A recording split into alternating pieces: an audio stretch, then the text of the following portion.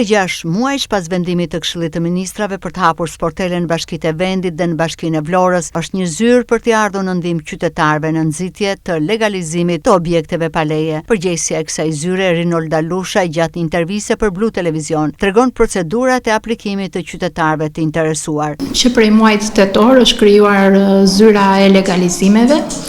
në Bashkinë e Vlorës sipas një VKM-je të dalë nga qeveria dhe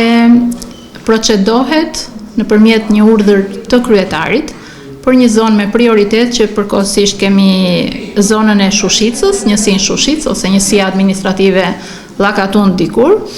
por njëkohësisht prioritetu kemi dhënë kërkesave të qytetarëve të cilët janë nga gjithë rajonet e qytetit të Vlorës, po ashtu edhe në njësi të tjera administrative. Pjesa më e madhe e qytetarëve janë për vazhdimin e procedurës së legalizimit, sepse kanë shumë vite që kanë deklaruar,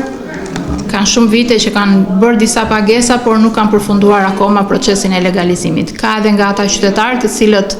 për mungesë informacioni apo edhe për mungesë të procedurave që nuk i dinë, pothuajse janë të drejtuar ashtu ku duhen drejt sistemit e Albania që pjesa më e madhe e procedurave aty kryen. Në bazë të dokumentacioneve që disponon qytetari, bëhet një kërkesë drejt hipotekës ose ASHK Vlorë, e drejtuar nga Bashkia ASHK-s Vlorë dhe në përgjigje institucionale ASHK-ja i kthen përgjigje bashkisë dhe bashkia koordinon përsëri me qytetarin. Problematikat janë nga më të ndryshmet. Mund të kenë shumë vite, pothuajse që nga viti 2005, që kanë aplikuar për vetë deklarimin e legalizimeve të objekteve dhe nuk kanë marrë akoma një përgjigje se si duhet të vazhdojnë më tej dhe jo më pastaj për të përfunduar procedura. Atëherë, qytetarët me dokumentat që disponojnë, sepse jo të gjithë disponojnë dokumenta, me dokumentat që disponojnë drejtohen pranë Bashkisë së Vlorës,